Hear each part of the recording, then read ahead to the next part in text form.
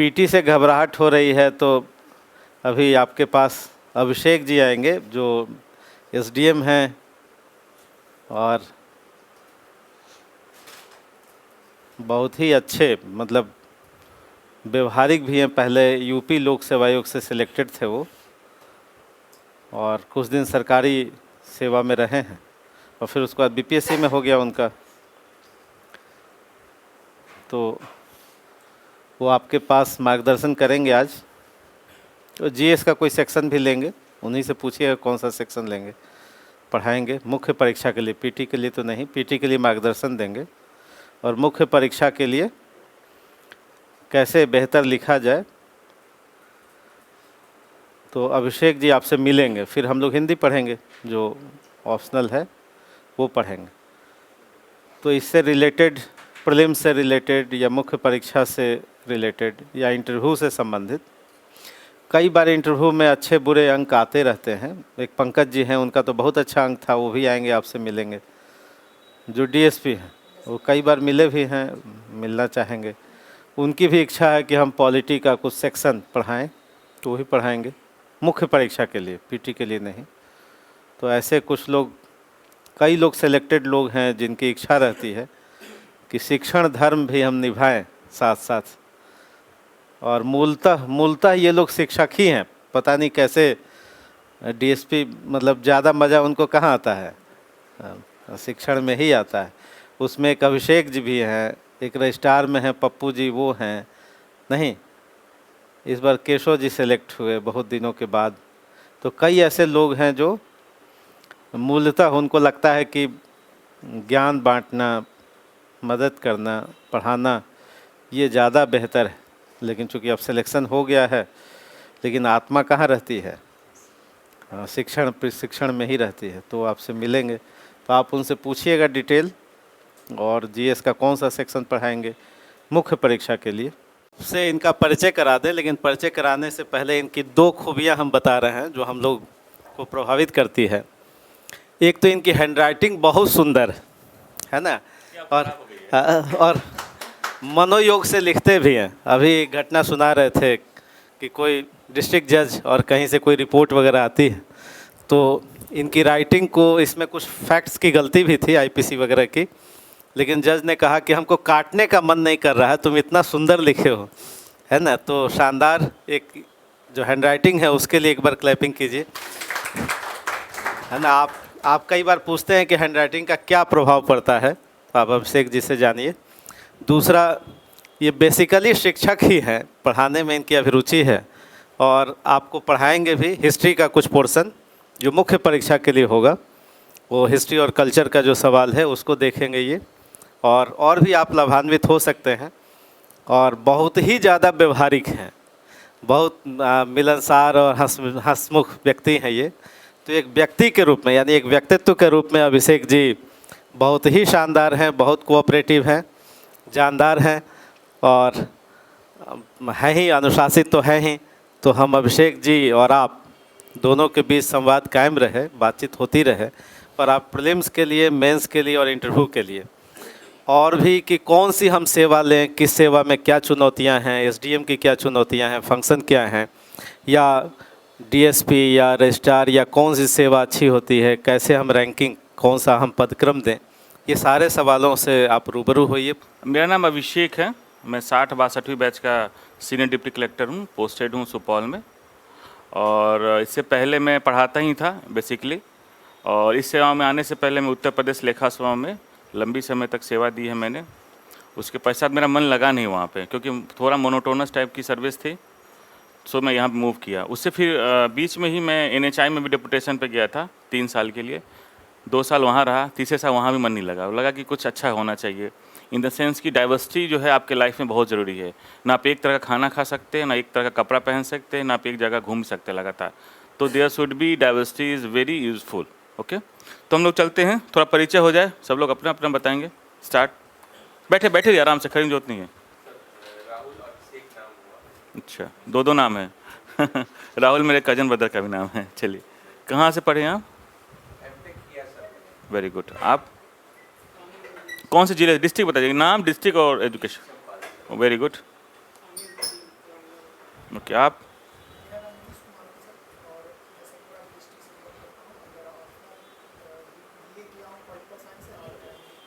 Hindi literature. आप?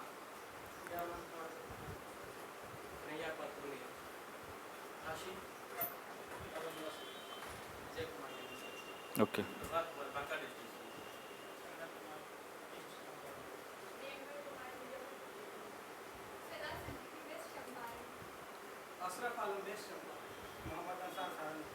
छपरा से? मेरा होम टाउन छपरा ही है। पहचानते आप मुझे? कहाँ पे? मेरा घर भी शीतलपुर के पास ही है। चलिए। आप? आप? आप जानते हैं मुझे क्या? आपके एक्सप्रेशन तो लग रहा है कि नोन टू मी हो आप। चलिए, आप?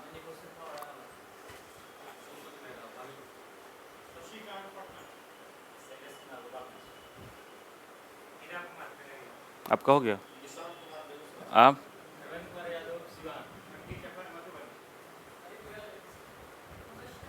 ओके। ये 3 साल के ठीक 3 साल बाद जो है मैं पोडियम पे खड़ा हुआ हूँ, मैं पढ़ाने के लिए। बहुत अच्छा लगा मुझे को पढ़ा के। लास्ट अभी 1 हफ्ते से चंद्रगुप्त प्रबंध संस्थान में मेरा कुछ डिपार्टमेंट की ट्रेनिंग चल रही थी।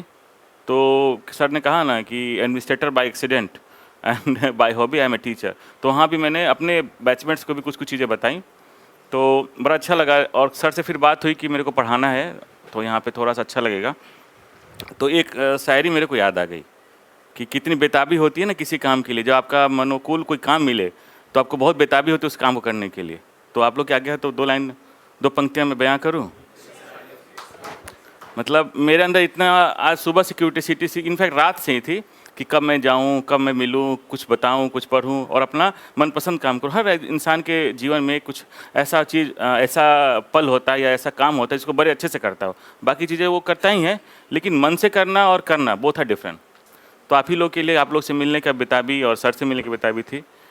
हम हिज्र में इनके दरो दीवार को देखते हैं। हम हिज्र मतलब समय। हम हिज्र में इनके दरो दीवार को देखते हैं, कभी सबा तो कभी नामावर देखते हैं। वो आए घर में हमारे खुदा की नेमत है, कभी हम आपको तो कभी अपने आप को देखते हैं। Thank you. तो हम लोग चलते हैं सबसे पहले बीपीएससी की एग्ज़ाम्स की तरफ कि क्या क्या इसकी प्लानिंग है। देखिए, बीपीएससी जो प्रशासनिक सेवा के लिए एग्ज़ाम कंडक्ट करती है उसको बोलते हैं सीसीई, कंबाइंड कंपटीशन एग्ज़ाम। में तो पता ही होगा, यही उसका एक्चुअल नाम है। बाकी बीपीएससी का नाम देते हैं। बीपीएससी कोई एग्ज़ाम का नाम नहीं है, बीपीएससी एक संस्था है जो कई तरह के एग्ज़ाम को कंडक्ट कराती है। ठीक है, ये तो सबने देखा ही होगा, जवाहरलाल नेहरू मार्ग पे है। तो जो एग्ज़ाम कंडक्ट होता है उसको बोलते हैं सीसीई, संयुक्त प्रतियोगिता परीक्षा। ठीक है, उसके अनुसार वो एग्ज़ाम लेती है, बैच वाइज लेती है।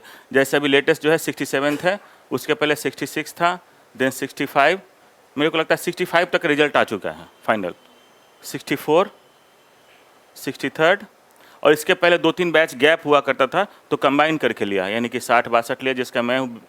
उसके पहले फिर 56-59 लिया, उसके पहले फिर 53-55 लिया, और उसके पहले फिर 48 और 52 लिया।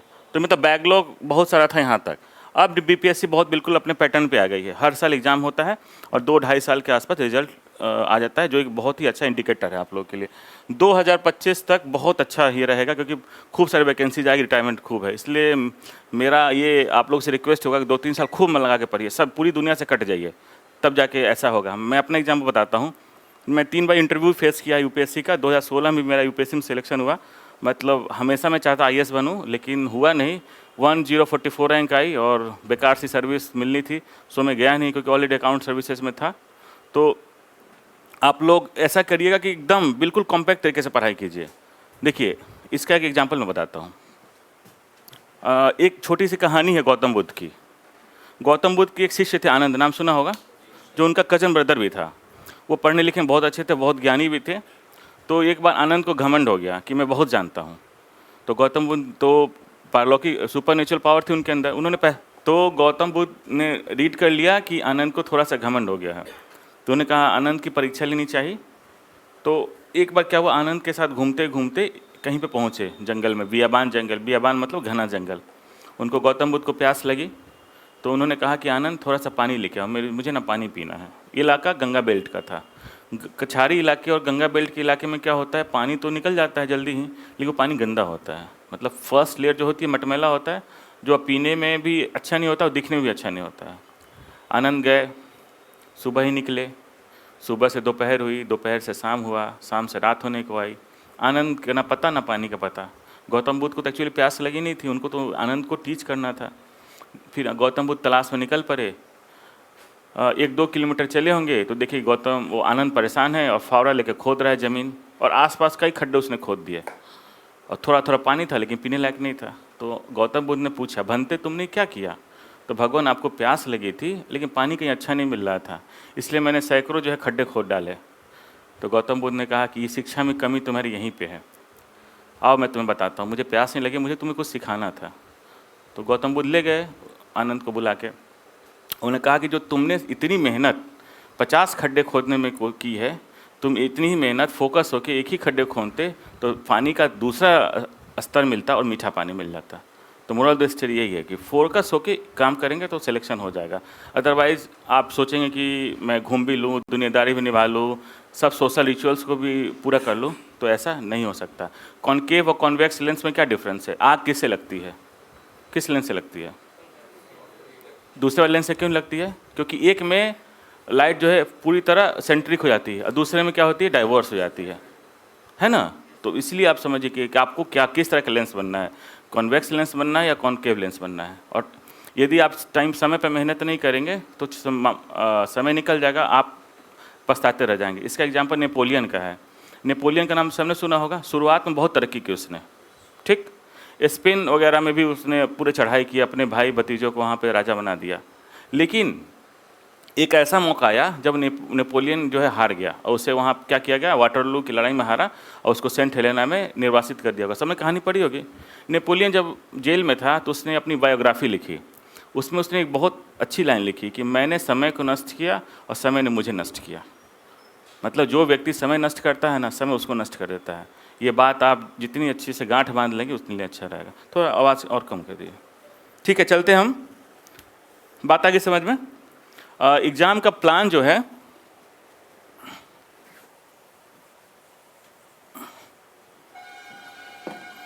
वो ऐसे है, PT, mains and interview. PT कितने मार्क्स का होता है? हाँ, 150 मार्क्स का पीटी होता है। मेंस कितने मार्क्स का होता है? 900 नहीं, 1000 का हुआ, 100 + 900। वो भले क्वालिफाइंग है लेकिन आपको एग्ज़ाम तो देना होगा ना। इंटरव्यू कितने मार्क्स का होता है? 120 मार्क्स का, ठीक है। पीटी के मेजर पोर्शंस क्या क्या हैं, सबको पता ही होगा। क्या क्या बताइए? हाँ, ठीक। हिस्ट्री हो गई, पॉलिटी हो गई। पॉलिटी सबसे पहले पढ़ाया जाता, हम लोग पढ़ते थे तो सर लोग पॉलिटी पढ़ाते थे। देन साइंस एंड टेक्नोलॉजी,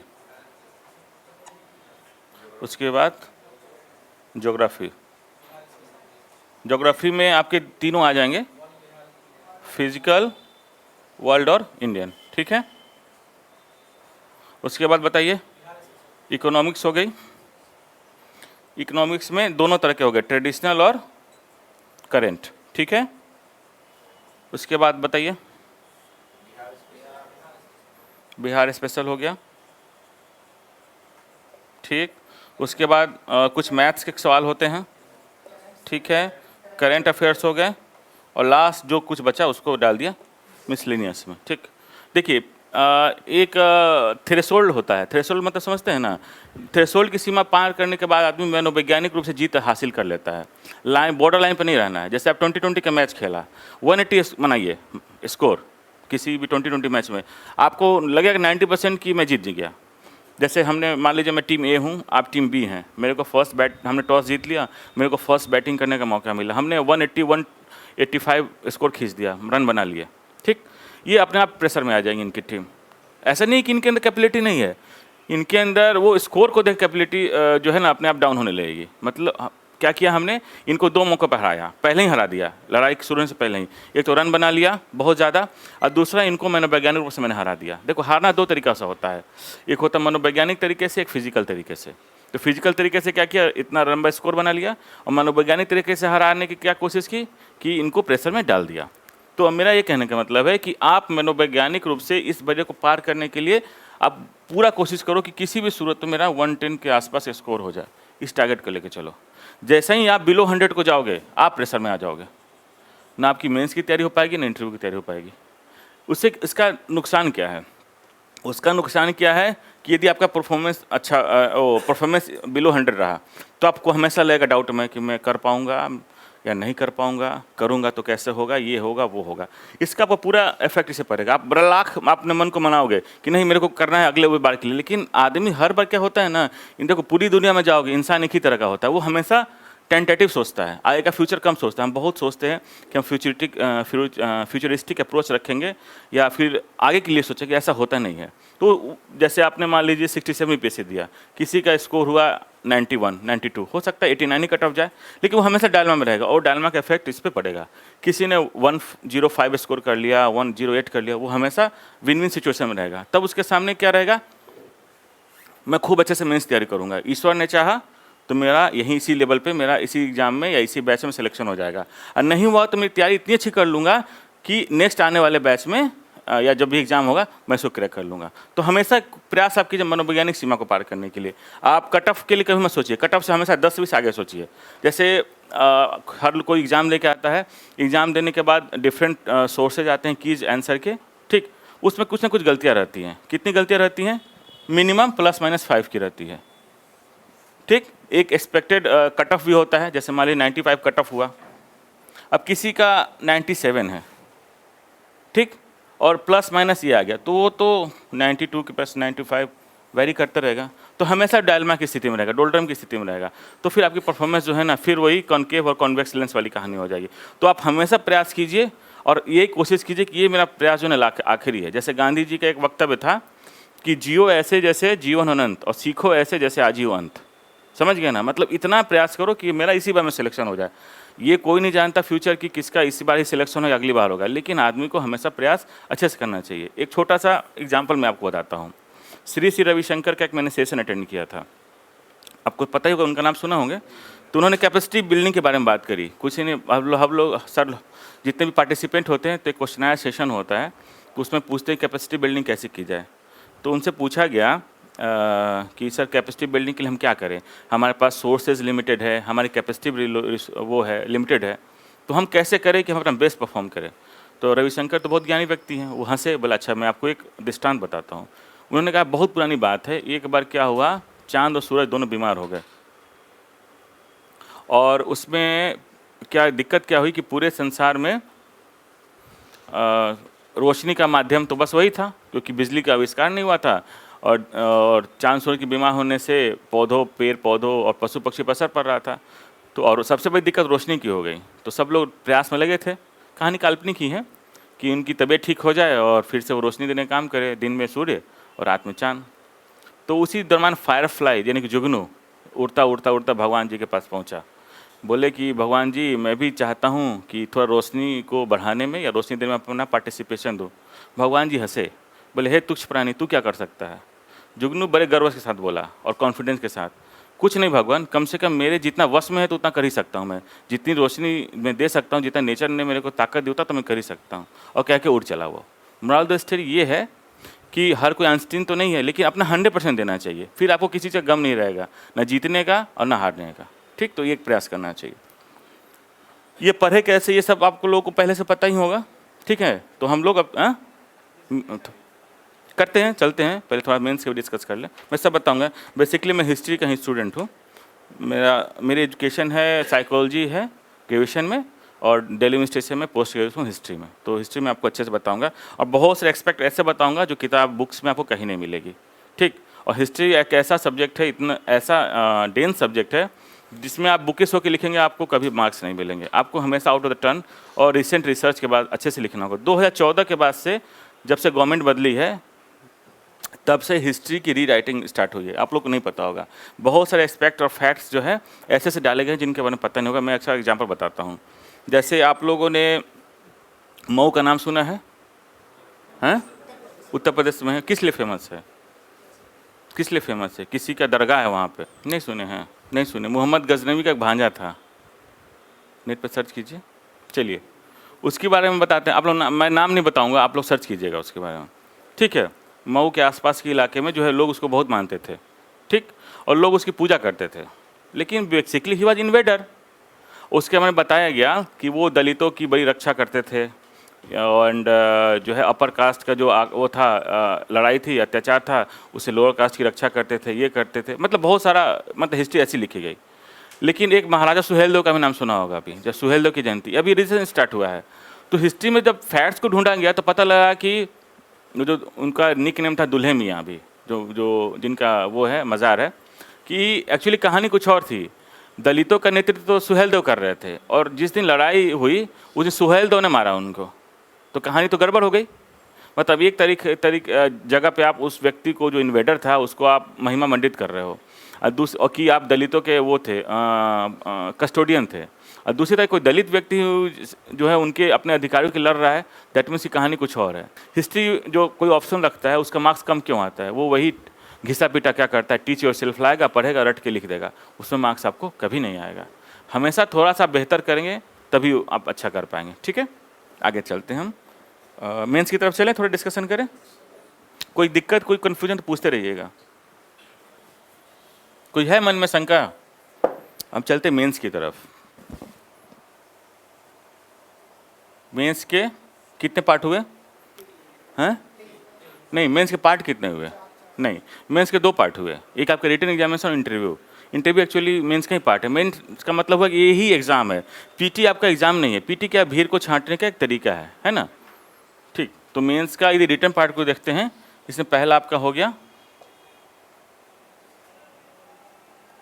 सामान्य हिंदी हो गई, जो कितने अंक की होती है? 100 अंक की होती है। इसमें क्या क्या पूछे जाते हैं आपके? निबंध पूछा जाता है, व्याकरण और वाक्य विन्यास और संक्षेपण पूछा जाता है। कोशिश कीजिएगा कि 60 के आसपास मार्क्स आ जाए आपका। मतलब सारा गलती मत कीजिएगा, हिंदी वगैरह में गलती मत कीजिएगा, खासकर व्याकरण में जो वाक्य शुद्धि वगैरह होती है ना, कतई गड़बड़ मत कीजिएगा एकदम। ये इसको आप लाइटली मत लीजिएगा, ठीक, इसको भी बहुत ही सीरियसली देना है। दूसरा क्या होगा आपका? समान अध्ययन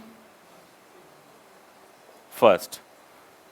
तीसरा क्या हुआ आपका? समान अध्ययन सेकेंड। ये कितने मार्क्स का हो गया? 300। ये भी 300।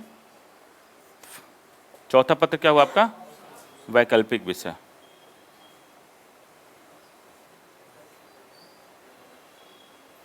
ये कितने मार्क्स का हुआ?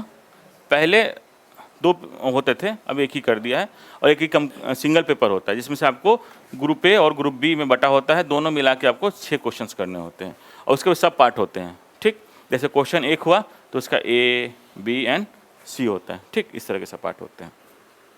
अब हम आते हैं समान अध्ययन के सिलेबस की तरफ, ठीक। इसमें क्या क्या पूछे जाते हैं? समान अध्ययन जीएस पेपर फर्स्ट, इसके 3 पार्ट होते हैं। बताते रहिए, पहला क्या हुआ? पहला भारतीय इतिहास और बिहार और संस्कृति, बिहार के विशेष संदर्भ में।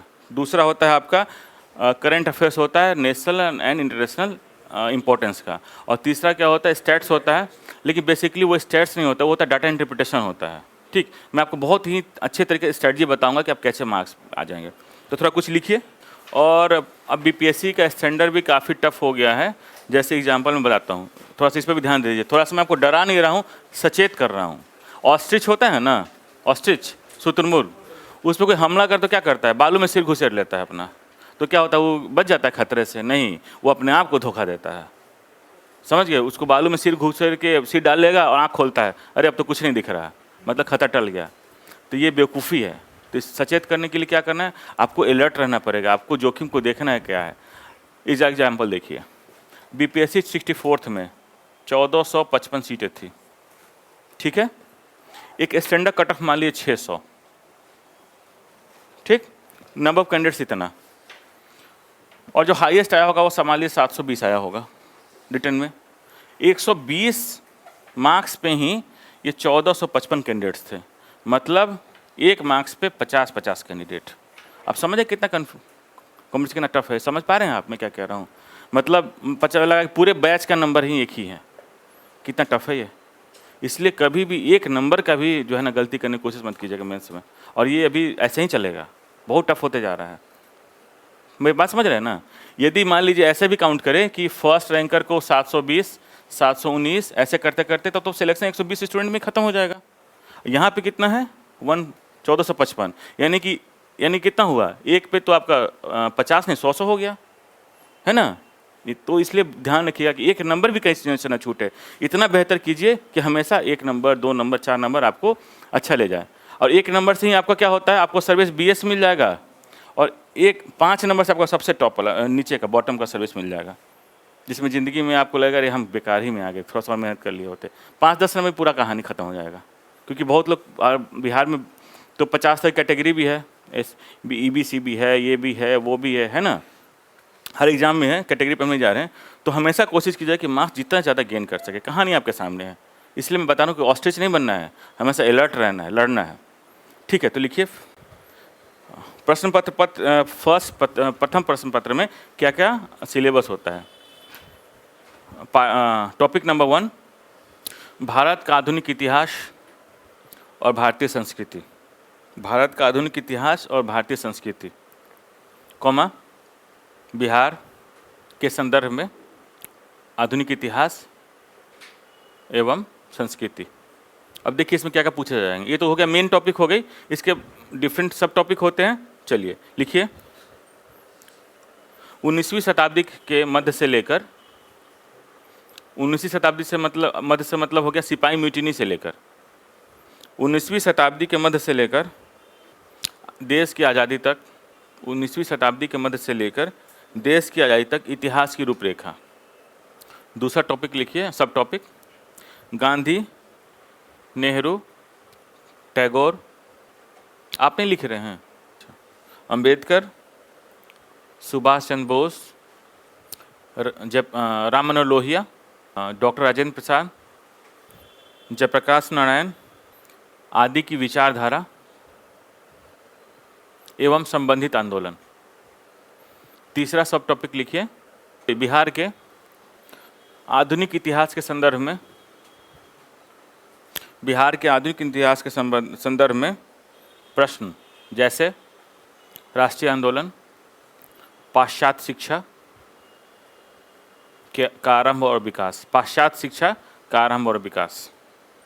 तीसरा सब टॉपिक लिखिए भारतीय स्वतंत्रता संग्राम में बिहार की भूमिका, जैसे भारतीय स्वतंत्रता संग्राम में बिहार की भूमिका, जैसे संथाल विद्रोह पे नेहरू का विचार। ठीक है, जो भारत में डेमोक्रेसी के अंदर वो है धर्मनिरपेक्षता है, और जो यूरोप में वेस्टर्न कंट्री में धर्मनिरपेक्षता है, दोनों में डिफरेंस है।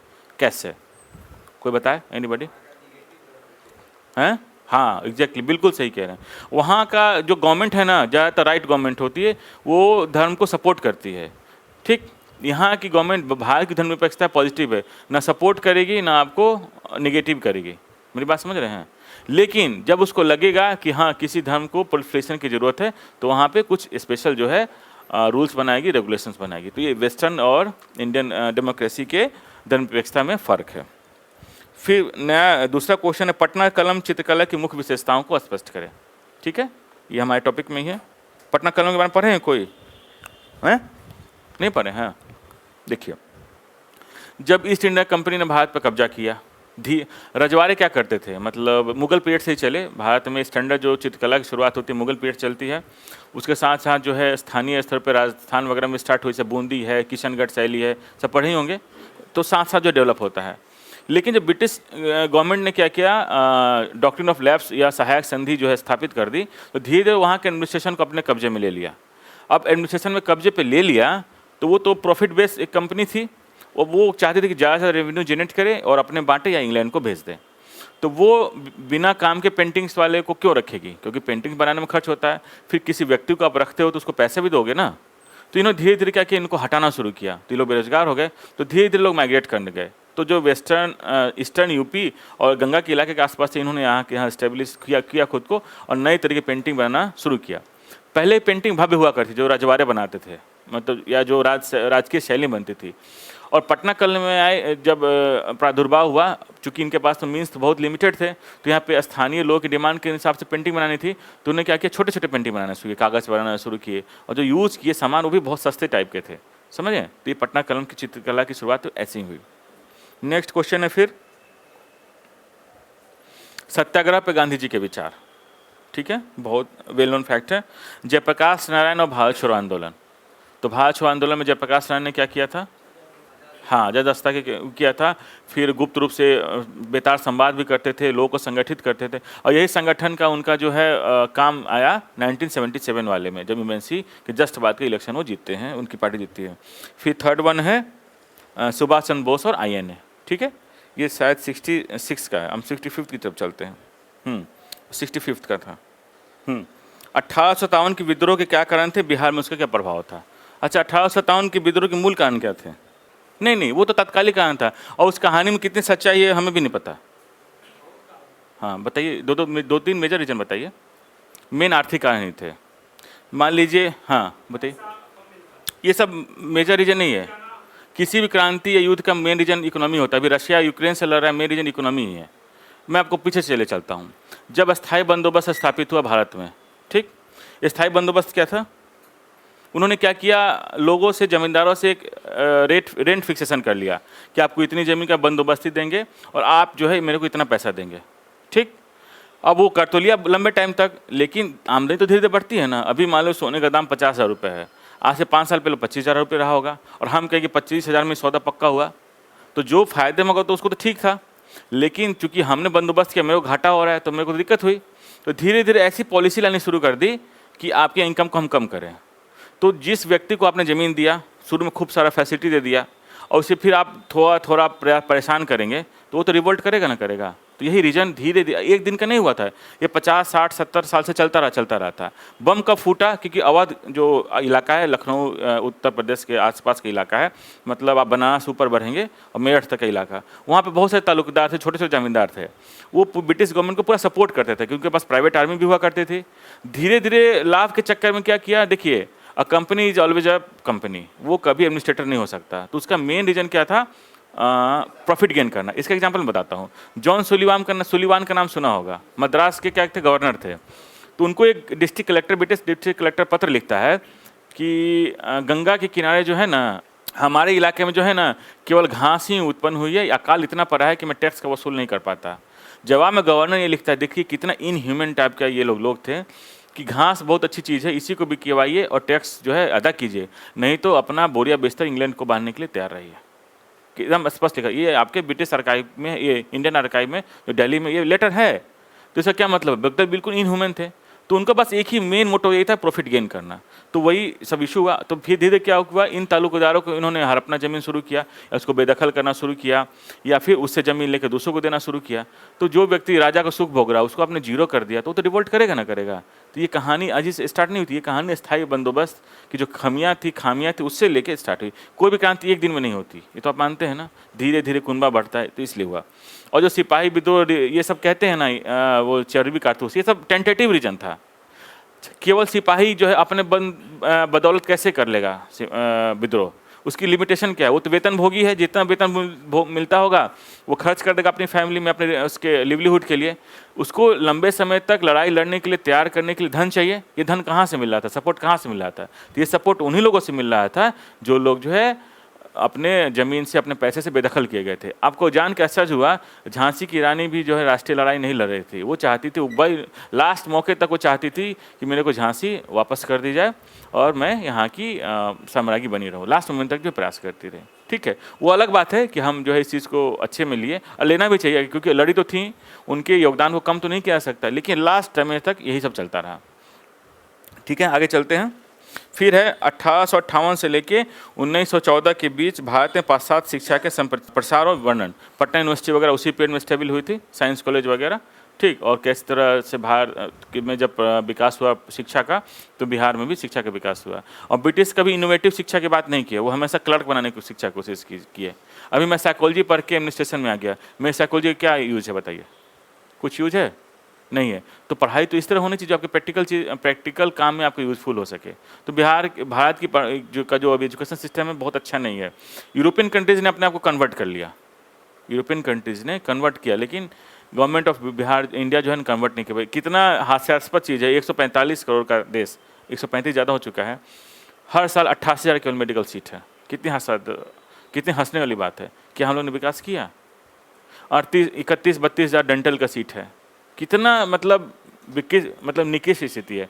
कम से कम इनको 10 लाख डॉक्टर हर साल बनाने चाहिए, जिस हिसाब से यहाँ पे दिक्कतें हैं। खैर, फिर है राम मनोहर लोहिया और जयप्रकाश नारायण के सामाजिक और आर्थिक चिंतन की व्याख्या। राम मनोहर लोहिया के बारे में कुछ बताइए।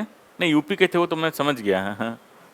समाजवाद की बात करते थे, उसी समाजवाद के ढर्रे पे जो है चलती है समाजवादी पार्टी उत्तर प्रदेश की, वो अलग बात है, समाजवाद से कहीं और भटक गई।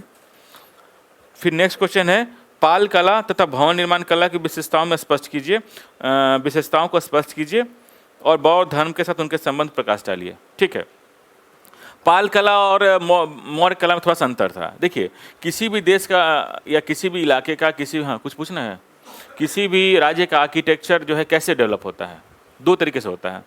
जब वहाँ पे लिवलीहुड से ज़्यादा पैसा आने लगे, जैसे हमारे पास ज़्यादा पैसा आने लगा तब ना फैशन करेंगे। तब पहले हम एक घड़ी खरीदते हैं, फिर मेरे पास कुछ और पैसे आते हैं, हम दूसरी घड़ी खरीदते हैं, फिर कुछ और पैसे आते हैं, घड़ी खरीद के दोस्तों गिफ्ट भी देते हैं। मैं वही तो उधर की तरफ बढ़ रहा हूँ मैं। जब हमारे पास सोर्स ऑफ इनकम हो गई, बढ़ गई, जो हमारी लिवलीहुड से ज़्यादा हो गई, मतलब सरप्लस इकोनॉमी हो गई। अब जब सरप्लस इकोनॉमी होगी तो क्या करेंगे, हम कुछ निर्माण कार्य करते हैं। निर्माण कार्य में सबसे पहले क्या करेंगे, जो वहाँ पे लोकली अवेलेबल चीज़ है उस पर हम लोग खरीदेंगे, ठीक, उससे बनाएंगे। अब पता लगा साहब उससे ज़्यादा पैसा होने लगा तो हम लोग बाहर से मंगाएंगे। मेरी बात समझ रहे हैं? जैसे मेरा एक फ्रेंड है, वो नोएडा का रहने वाला, बहुत बड़ा बिल्डर है, उसके पास इतना पैसा है कि वो टाइल्स खरीदने के लिए चाइना चला गया।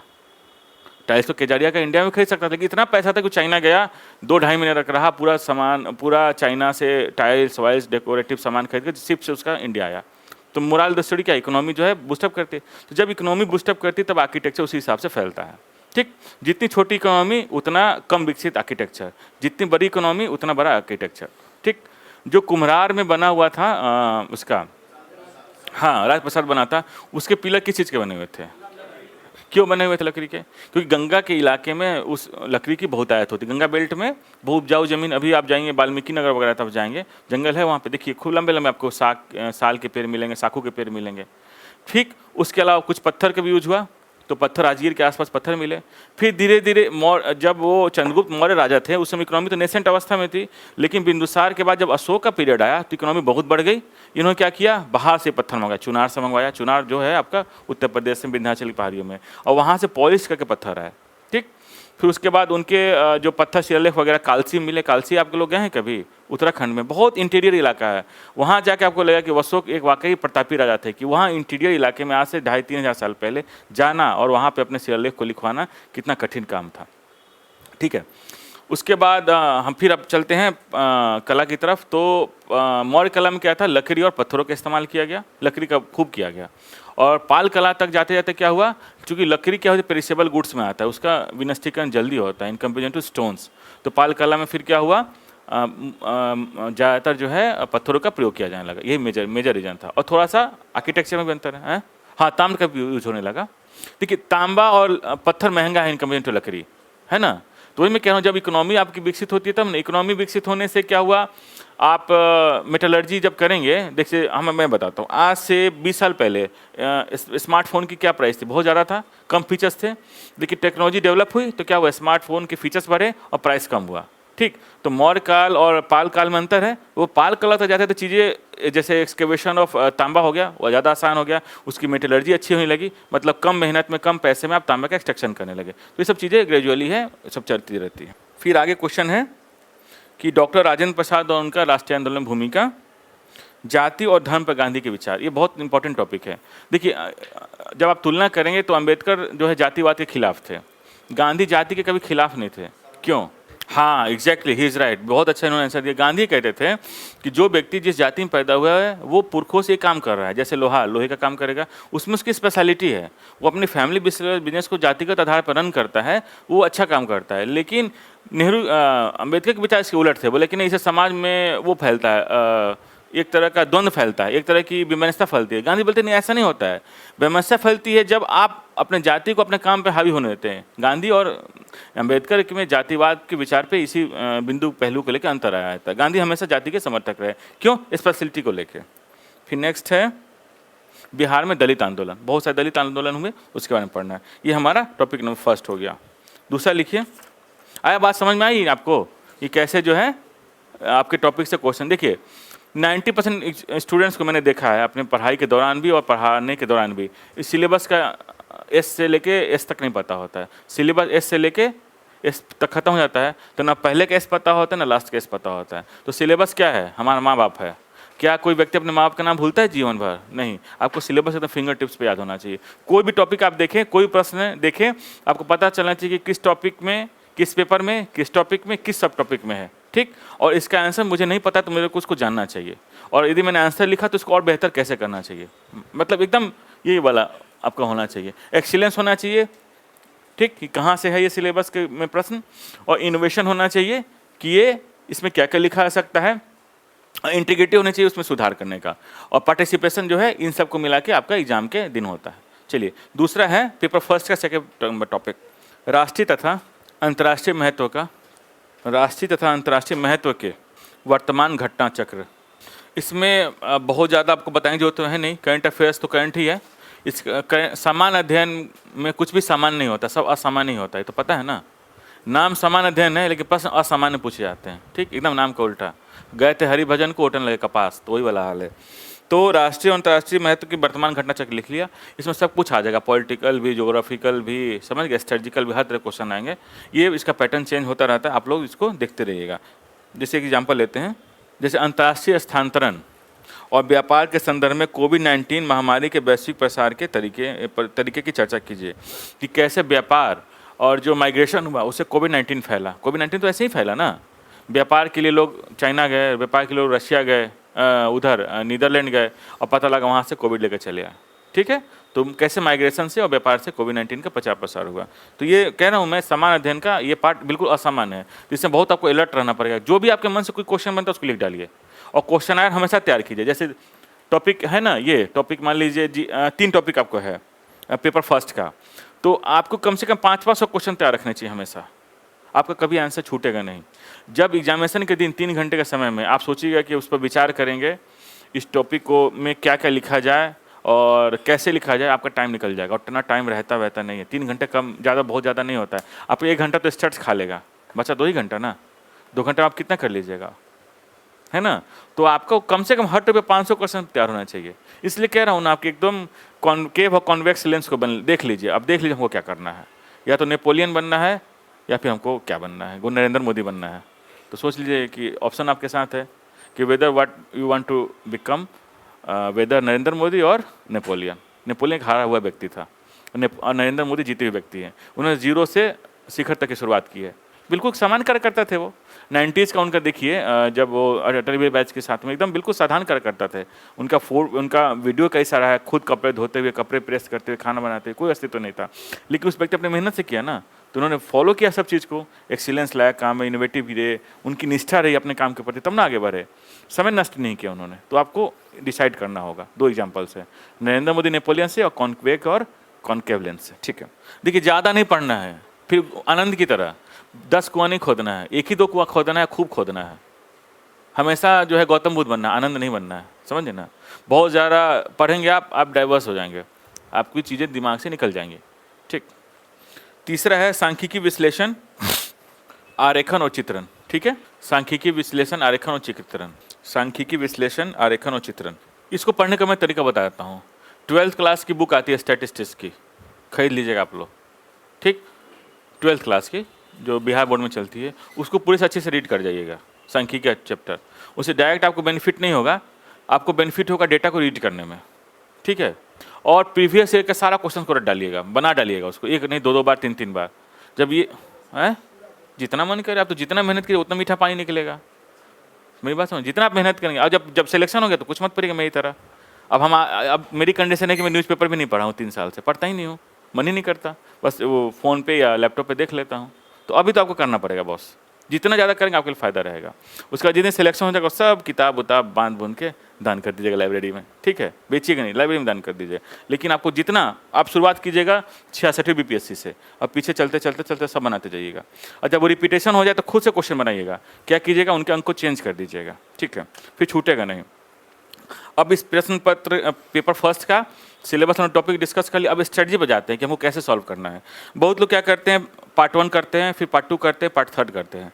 पार्ट फर्स्ट और सेकंड करने में क्या होता है, उनकी एनर्जी एग्जॉस्ट हो जाती है और दिमाग भी जो है डाइवर्स हो जाता है, ठीक।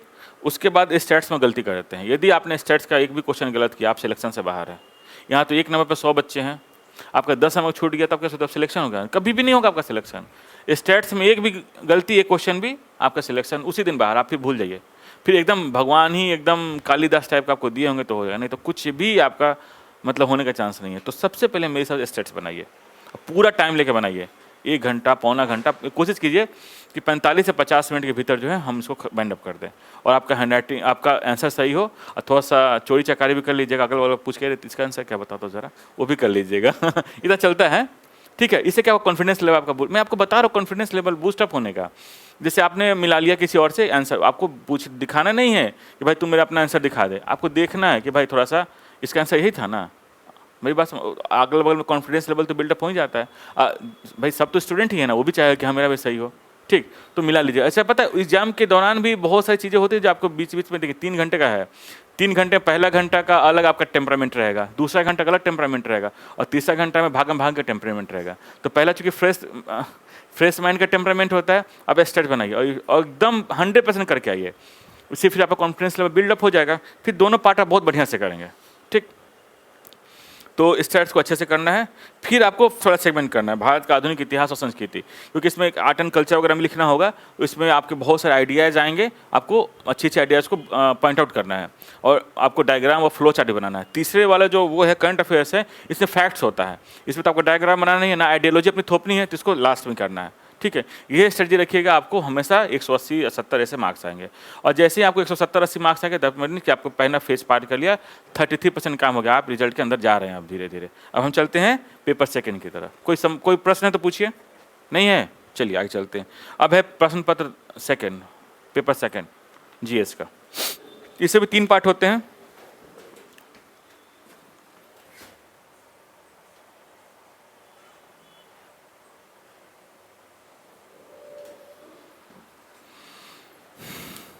पहला भारतीय राजस्व व्यवस्था, इसमें भारत के साथ साथ बिहार के विशेष संदर्भ में भी हमें पढ़ना होता है। प्रश्न है लास्ट ईयर का, पहले नंबर ऑफ कैंडिडेट्स कम, स्टूडेंट्स कम होते थे, प्रश्न भी सरल आते थे। आज से 20 साल पहले का प्रश्न उठा के देखिए, बहुत सरल आता था, टफ नहीं होता था। अब जो है प्रश्न कॉम्प्लिकेटेड हो गए हैं, मतलब आपको खुद की अपनी आइडियोलॉजी भी लगानी होती थी, ठीक। अब जैसे प्रश्न को जब मैं पढ़ूंगा तो ध्यान दीजिएगा। क्या आप इस वक्तव्य से सहमत हैं कि हमारे संविधान ने एक हाथ से मौलिक अधिकार दिए हैं तो दूसरे हाथ से उन्हें वापस लिया है? बोलिए, है ना टफ क्वेश्चन। पहले प्रश्न क्या होता है कि भारत के संविधान में किस तरह के मौलिक अधिकार हैं, उनका क्या क्या प्रयोग है, ठीक, और क्या क्या इसमें आप जोड़ना चाहेंगे। तो प्रश्न हो गया सरल, ये प्रश्न हो गया कॉम्प्लिकेटेड। इसको कैसे लिखेंगे? हाँ, अपवाद को लिखेंगे, डायरेक्टिव प्रिंसिपल्स को लिखेंगे और मूल कर्तव्यों को लिखेंगे, और कुछ एग्जाम्पल्स देंगे, जैसे IT एक्ट के एग्जाम्पल देंगे, 19 जो है भाषण स्वतंत्रता है उसको एग्जाम्पल देंगे, फिर उसके बाद कन्हैया कुमार का जो कांड था जैनिम, उसका एग्जाम्पल देंगे। आपको बोलने का मतलब आज़ादी क्या मतलब गाली देंगे किसी को? राष्ट्र से भर के कुछ है नहीं, राष्ट्र है तभी आप हैं, बिना राष्ट्र के आप कुछ नहीं है। हमारी आइडेंटिटी जीरो है, हम कितने भी ऑफिसर हो जाएं, यदि संस्था में नहीं है तो हमें क्या मतलब है, जीरो है हम, है ना। तो इस तरह के प्रश्न आएंगे तो आपको लिखना पड़ेगा। इसके लिए आप लिखेंगे कैसे? देखिए, जब आदमी पूरी अच्छी तरह से, जैसे फिर वही हम एग्जाम्पल देते हैं, जैसे आपका कुछ ज़रूरतें हैं जीवन की, तो जब जीवन की ज़रूरतें पूरी होती है तो आदमी क्या करता है? एक्सपेरिमेंट करता है। तो ये एक्सपेरिमेंटल क्वेश्चन है, यानी कि जब आपका पॉलिटी का सारा टॉपिक तैयार हो जाएगा, एक एक चीज़ आपको फिंगर टिप्स पे याद होंगी, तब ना आप एनालिटिकल क्वेश्चन को लिखेंगे। जब व्यक्ति ज्ञान की प्राप्ति कर लेता तभी तो दर्शन की बात करता है। गौतम बुद्ध को ज्ञान की प्राप्ति हुई तब ना वो दर्शन की बात की। गौतम बुद्ध ने पूरा जीवन जी लिया, शादी भी की, उनका बेटा भी हुआ, पूरी तरह से भोग विलास में लिप्त भी रहे, लोगों को पढ़ा जाना, तब उनको लगा कि नहीं अब कुछ नया चीज़ होना चाहिए। तो जब तक आप ए से लेकर जेड तक नहीं पढ़ लेंगे तब तक आप कैसे एनालिटिकल एस्पेक्ट को इम्प्लीमेंट कर सकेंगे। एग्जाम्पल जैसे जैन दर्शन में 4 अंधे की कहानी है जो हाथी को पकड़ता है। चारों चूंकि अंधे होते हैं, 4 या 5 है कैरेक्टर, कोई 4 कहीं लिखा है कहीं 5 लिखा है। तो कोई हाथी की पूंछ को पकड़ता है, तो पूछता है दूसरा व्यक्ति जो अंधा होता है हाथी कैसा होता है, तो बोला डोरी जैसा है और पीछ लास्ट में झब्बे जैसे कुछ ही लगे, यानी बोला हाथी ऐसा ही होता है। कोई हाथी कान पकड़ता है तो वो कहता है हाथी कैसा होता है, तो बोला पंखे कैसा ऐसा होता है, मुलायम पंखा है। अच्छा जी। कोई हाथी को पैर को पकड़ता है, बोला कैसा है, तो मुलायम खंभे के जैसा है। कोई हाथी के पीठ पे बैठता है तो कैसा है, तो मुलायम गद्देदार बिछावन जैसा है। कोई हाथी के सूर को पकड़ता है, बोला कि ये तो कुछ अजीब ही है, लेकिन एक्चुअली सत्य तो वो नहीं है। सच तो ये है, होलिस्टिक अप्रोच ये है कि जब तक आप हाथी को ओवरऑल नहीं देखें कि हाथी के सूर, पूंछ, कान, पैर से मिलके ही हाथी, उसके शरीर से मिलके हाथी बना है, तभी आप उसकी बात को सही से स्पष्ट समझ पाएंगे कि हाथी एक्चुअली कैसा है। तो हमें 4 अंधे 5 अंधे नहीं बनने, हमें होलिस्टिक अप्रोच वाला फिलोसफर बनना है। यानी कि जब आप टॉपिक के सारी चीज़ को पढ़ लेंगे तभी आप एनालिटिकल स्टेज में पहुँचेंगे। ये प्रश्न यही बताता है, हमारी कमियों को बताता है। आई बात समझ में? कोई प्रश्न आपको? आप बहुत ध्यान से मुझे देख रही हैं, लग रहा कोई प्रश्न है दिमाग में। और नेक्स्ट प्रश्न है, भारतीय राजनीतिक दलीय व्यवस्था राष्ट्र उन्मुखी होकर व्यक्ति उन्मुखी है, इस तथ्य को बिहार राज्य के परिप्रेक्ष्य में स्पष्ट कीजिए। देखिए ये पूरी और पूरी तरह जो है जो प्रोविंशियल पार्टीज हैं, क्षेत्रीय पार्टी, उनकी तरफ इशारा कर रहा है। तो इसको आप अपने अच्छे तरीके से लिखिएगा, इस पर मैं कोई कमेंट नहीं करूँगा, ये मंच उचित नहीं है। लेकिन एग्जामिनेशन हॉल में आप बिना किसी का नाम लिए हुए आप इस पर कमेंट कर सकते हैं। देखिए कोई भी पार्टी लंबे समय तक कैसे चलती है, जरा बताइए। कोई भी पार्टी जो है राष्ट्रीय पार्टी, राजनीतिक दल लंबे समय तक कैसे चलती है, जरा बताइए मुझे। नहीं, सब गलत। हाँ, कौन बोला आइडियोलॉजी? यस, ये राइट, आइडियोलॉजी पे चलती है। कांग्रेस पार्टी आइडियोलॉजी क्या थी? जब 19वीं शताब्दी में 1875 में कांग्रेस जब बनी तो उसकी आइडियोलॉजी क्या थी? हाँ, उसके बाद उस आइडियोलॉजी पे धीरे धीरे फेल होने लगे तो जनसंघ बना। बीजेपी की आइडियोलॉजी क्या थी? राष्ट्रवाद, ठीक, हिंदुइज्म को आगे बढ़ाना, उस आइडियोलॉजी पे चली। क्षेत्रीय पार्टी का कोई आइडियोलॉजी नहीं होती है। क्षेत्रीय पार्टी एक छोटे छोटे मुद्दों पर लेकर खड़ा होता है, जैसे ममता बनर्जी हो गया, मुलायम सिंह हो गए, मायावती जी होंगे, ये सब छोटे छोटे मुद्दे पे चलते हैं और तत्काल उस पर मुद्दे पे चलते हैं, स्पॉन्टेनियस मुद्दे पे चलते हैं। और ये सब ज़्यादा दिन नहीं चलता है, आइडियोलॉजी लंबे समय तक चलती है, लेकिन जो छोटे मुद्दे होते हैं वो जब लंबे समय तक नहीं चलेंगे। तो इसलिए क्षेत्रीय पार्टी का क्या होता है, आज है कल नहीं है, परसों है फिर तरसों नहीं है, समझ गए? तो ये वही बात कह रहा है। तो इन्होंने बहुत अच्छा कहा, इसलिए कहना ना कि आप जितना पढ़ेंगे उतना आपके अंदर ज्ञान आएगा, तभी आप लिखने की कंडीशन में रहेंगे। इसका एग्जांपल मैं बताता हूँ। जैसे अब आप ही से मैं प्रश्न कह रहा हूँ, मारुति कंपनी है, कार बनाती है, सुजुकी, हुंडई भी कार बनाती है, होंडा भी कार बनाती है, उसके बाद रेनो भी, फॉक्सवैगन भी। इन सब के कार के विज्ञापन जो है टीवी में आते हैं ना। जगुआर के, BMW के, मर्सिडीज़ के कार के विज्ञापन टीवी पे क्यों नहीं आते हैं, बताइए? देखा है कभी? कभी नहीं देखा। क्यों नहीं देखा? मैगजीन्स में आते हैं। हाँ, क्यों? एग्जैक्टली यही, हाँ, ये वही टारगेट ग्रुप, यही आइडियोलॉजी है। टीवी जो है ना, बहुत रिच पर्सन टीवी नहीं देखता है, उसके पास समय नहीं। हम लोग भी नहीं देखते हैं, बस मोबाइल में थोड़ा बहुत देखा, टाइम पास किया, बहुत मन तो रील्स बनते हैं, रील्स को देख लिया, है ना। लेकिन मध्य वर्ग क्या है? टीवी कीड़ा है, उसके पास काम ही नहीं है करने को। लोअर क्लास क्या करेगा? वो जाएगा काम वाम करेगा। मिडिल क्लास ऑलमोस्ट फ्री है, मतलब छुपी बेरोजगारी, टीवी देखेगा, होंडे के विज्ञापन देखेगा, अच्छा अमेज, होंडा अमेज पे 50 का डिस्काउंट है, चल देखते हैं। लेकिन जो एलिट जो कंपनी से कार से, उन पर डिस्काउंट वगैरह नहीं रहता है, उनके विज्ञापन टीवी में आते ही नहीं है। ये एक आइडियोलॉजी है। और वो क्या करते हैं, उनके प्राइस जानबूझ के पी के बाहर रखते हैं, यानी कि परचेज पावर पैरिटी के बाहर रखते हैं आम आदमी के। ये भी एक क्लास, ये भी एक आइडियोलॉजी है। इसके रेट को इतना हाईयर कर दो ताकि आम आदमी इसको रख ही ना पाए। ये सब स्ट्रेटजी है। चलिए, दूसरा टॉपिक है भारतीय अर्थव्यवस्था और भारत का भूगोल। इसमें जो है भारत की अर्थव्यवस्था, भूगोल और इसके साथ साथ इसमें हिडन है बिहार के संबंध में भी प्रश्न पूछे जाते हैं। ठीक है, जैसे क्वेश्चन हम डिस्कस करते हैं। भारतीय कृषि में 1991 से समृद्धि और उत्पादकता की प्रवृत्तियों की व्याख्या कीजिए। ठीक, और बिहार में कृषि उत्पादन, सब ये मेन क्वेश्चन था, टेल इसमें जोड़ दिया, हेड टेल था। बिहार में कृषि उत्पादन और उसकी उत्पादकता को बढ़ाने के लिए क्या व्यवहारिक उपाय किए जाने चाहिए, बताइए कुछ आप इसके बारे में। तो बिहार में कृषि उत्पादन और उसकी उत्पादकता को बढ़ाने के लिए क्या व्यवहारिक उपाय किए जाने हैं? बिहार का सबसे बड़ा ड्रॉबैक पता है एग्रीकल्चर क्या है? छोटे छोटे जोत है यहाँ पे। पंजाब, वेस्टर्न यूपी में बड़े बड़े जोत है, मतलब लैंड का जो एरिया है ना ज़्यादा बड़ा, बिहार में बहुत छोटा छोटा है। तो इसकी प्रोडक्शन बढ़ाने का आप क्या कीजिएगा? हाँ, सबसे पहले जो बिहार में चकबंदी कंसोलिडेशन नहीं हुआ है उसी को गवर्नमेंट करना चाहिए। फिर क्रॉप जो ऐसा यूज़ करना चाहिए, ये नहीं कि अब पता लगा नालंदा में हम गन्ना खेती करने लगे, ठीक। और जो लोकल स्तर पे जो चीज़ें होती है, जैसे आप मार्केटिंग कीजिए उसका मखाने की मार्केटिंग कीजिए, सिंघाड़े की मार्केटिंग कीजिए, ये सब आप कर सकते हैं छोटे छोटे चीज़ पे। और साथ साथ धान खेत में फिशरीज वगैरह भी कभी कर सकते हैं, पॉन्ड वगैरह भी बना सकते हैं, वो भी एग्रीकल्चर का ही पार्ट है, फिशरीज वगैरह। दूसरा क्वेश्चन है, सूक्ष्म, लघु एवं मध्यम उपक्रमों की नई परिभाषा बताइए। भारत में औद्योगिक वृद्धि को तीव्र करने व आत्मनिर्भर भारत अभियान की सफलता को सुनिश्चित करने के लिए इन उपक्रमों की भूमिका का आलोचनात्मक मूल्यांकन कीजिए। कॉटेज इंडस्ट्री भारत में सक्सेसफुल क्यों हो रही है बताइए?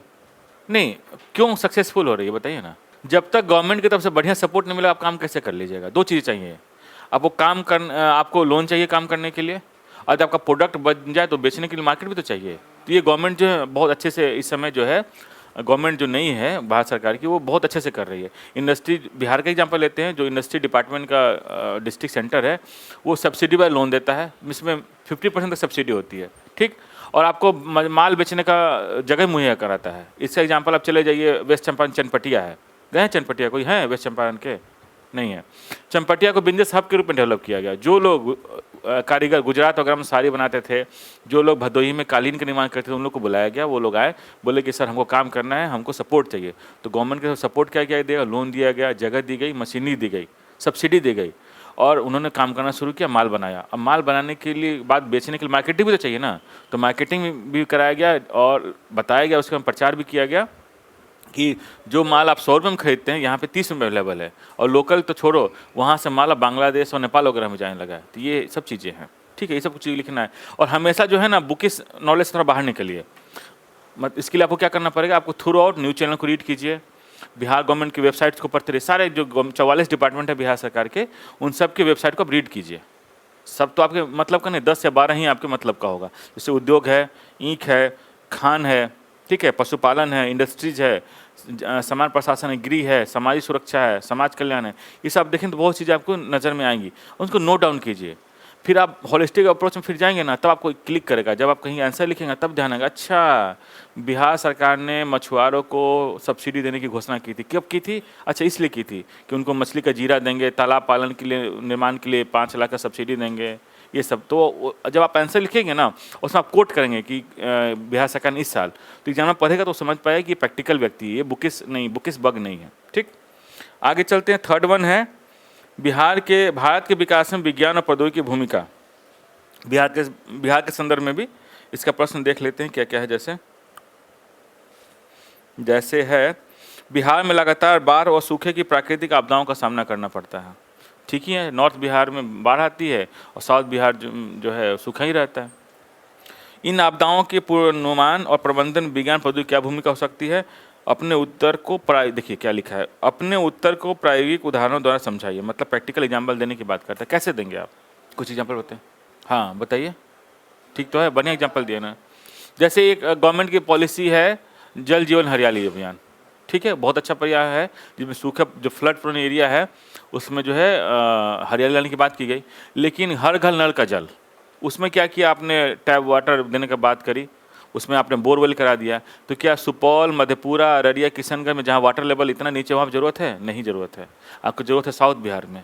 तो ये सब चीज़ को आप प्रैक्टिकल एग्जाम्पल के साथ देखिए, उसमें लिखिएगा किस ऐसा शहर का नाम मत लिखिएगा, लिखिए कि किसी शहर में गया, मैंने ऐसा देखा कि जहाँ पे चापाकल से, हैंडपम्प से अच्छा पानी निकल जाता है। वो गवर्नमेंट की जो है स्कीम के तहत जो है, इस तरह आपको क्रिटिसाइज़ नहीं करना है, आपको सुझाव देना है कि वहाँ पे जल जीवन अभियान, हर घर नल का जल के तहत जो है वाटर जल मीनार खड़ा किया गया।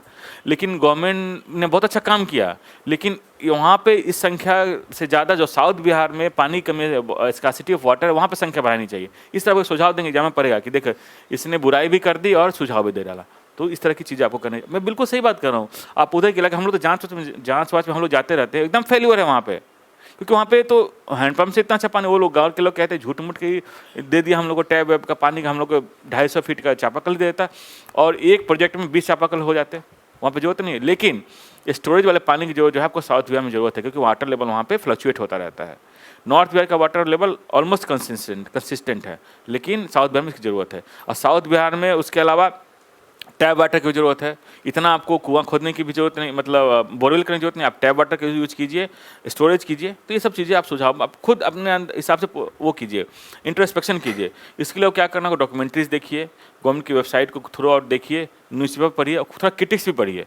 क्रिटिक्स पढ़ेंगे तभी ना अच्छा होगा। जैसे मान लीजिए एक क्रिटिक्स क्या हुआ, ये बोतल आधा भरा है, दूसरा क्रिटिक्स क्या है, बोतल आधा खाली है।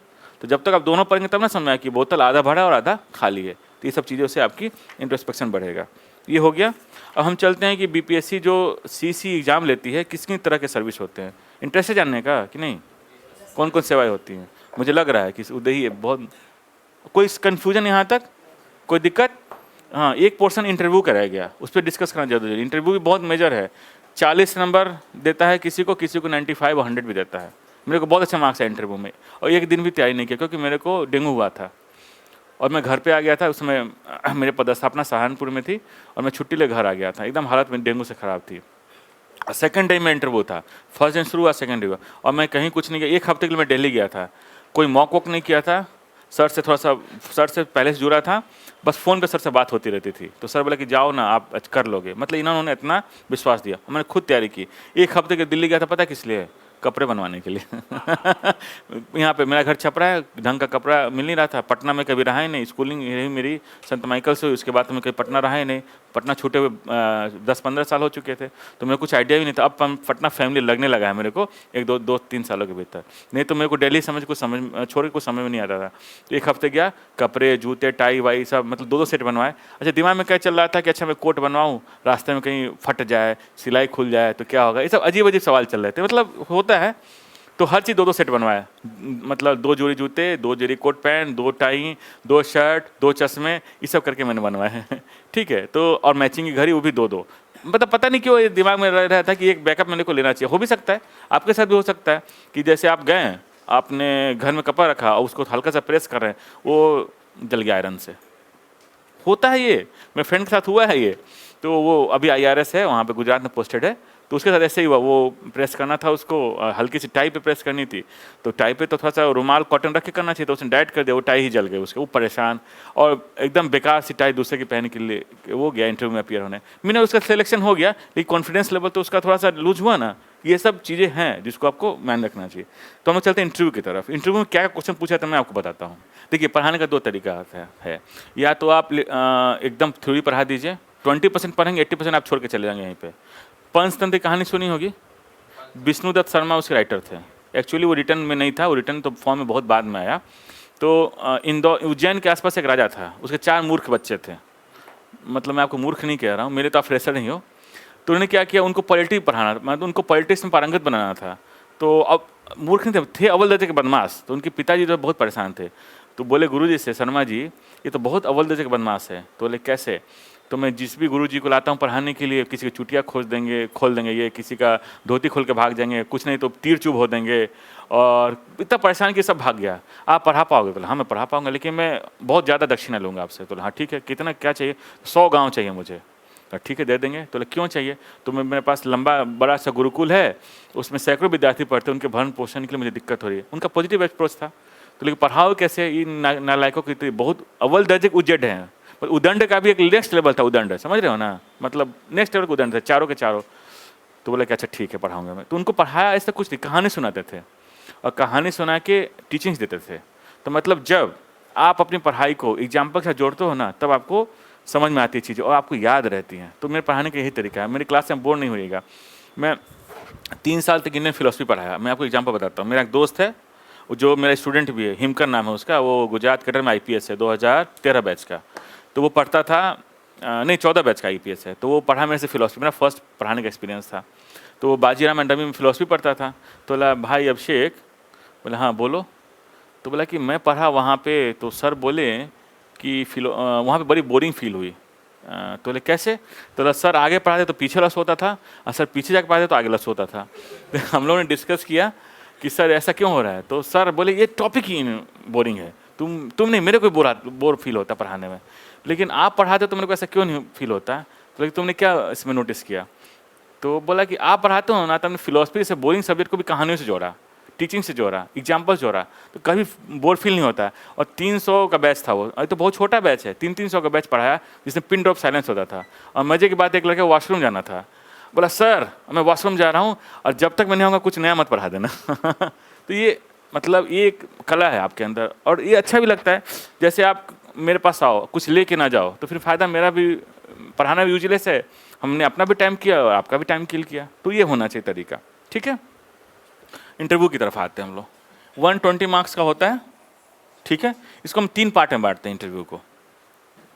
एक तो आपकी पर्सनालिटी रीडिंग हो गई, ठीक है। दूसरा आपका जो एकेडमिक्स नॉलेज है वो हो गया, और तीसरा आपका स्टैम्पो क्वेश्चंस हो गया। स्टैम्पो क्वेश्चन मिसलेनियस कुछ ही पूछे जा सकते हैं। तो पर्सनालिटी रीडिंग होती है ना, उसमें आपकी डेमोग्राफिक सिनेरियो के बारे में पूछा जाता है, ठीक। आपके बातचीत करने के लहजे से आपको मैं 2-3 एग्जाम्पल के साथ आपको इसको प्रूफ भी करूंगा कि कैसे बहुत अच्छा जाने वाला व्यक्ति भी एकदम बेकार मार्क्स आए, कैसे एरोगेंट जो व्यक्ति था बेकार मार्क्स आए, ऐसे कम जाने वाला व्यक्ति जो पोलाइट था उसको बहुत अच्छा मार्क्स है। उसका मैं एग्जाम्पल बताऊंगा, मेरे सामने है एग्जाम्पल, वो मेरे सर्किल में ही है और अभी लोग स्ट्रगल ही कर रहे हैं। तो हमेशा क्या कीजिएगा, पोलाइट रहिएगा एग्जामिनेशन इंटरव्यू के में। क्यों रहिएगा? क्योंकि जो सामने वाला व्यक्ति है ना, उसको जीवन को कम से कम 40 साल का अनुभव होता है, जितनी हमारी उम्र भी नहीं है। तो आप उनसे बहस नहीं कर सकते हैं, झूठ नहीं बोल सकते हैं। किसी चीज़ को जानना अपराध नहीं है, जानने अपराध नहीं है इन द सेंस कि मतलब हर व्यक्ति तो हर चीज़ नहीं जान सकता। यदि मेरे से रॉकेट साइंस के बारे में पूछोगे तो मेरे को सीधे कहना करूँगा नहीं जानता हूँ, लेकिन गलत उत्तर बता के उस पर बहस करना ये गलत बात है ना। तो ये ऐसा नहीं करना है। आप नहीं जानते हो, आप एकदम ईमानदारी से कर दो, सर मैं नहीं पता, मैं कोशिश करूँगा इसके जानने की, मेरी कमी है। ये आज फिर होता क्या है ना, सामने वाला बंदा बहुत एक्सपीरियंस होगा ना, तो आपकी बात को रियलाइज करके नहीं, बंदा एकदम दिल से ईमानदारी से बोला है, ठीक। तो उस तरह का बिहेवियर होना चाहिए। और साथ ही साथ आपकी डेमोग्राफिक सिनेरियो, कौन से स्टेट में रहते हैं, कौन से ज़िले में रहते हैं, आसपास क्या सब चीज़ें हैं, सब चीज़ आपको पता होनी चाहिए, ठीक। हिस्ट्री, ज्योग्राफी, बैकग्राउंड अपने आसपास का। सब्जेक्ट से भी वो लोग क्वेश्चन पूछते हैं, ऐसा कहीं नहीं लिखा है कि सब्जेक्ट से क्वेश्चन नहीं पूछते हैं। अब इंटरव्यू का सिस्टम थोड़ा अलग हो गया है। पहले आपका डेटा शीट जाता था, अब नहीं जाता, अब एक कोडिंग देता है। जैसे आप इंटरव्यू के समय अपीयर होंगे तो बीपीएससी के बाहर ही आपका स्टॉल लगा होगा, आपका नाम बुलाया जाएगा। जैसे मान लीजिए इनका नाम है, क्या नाम आपका?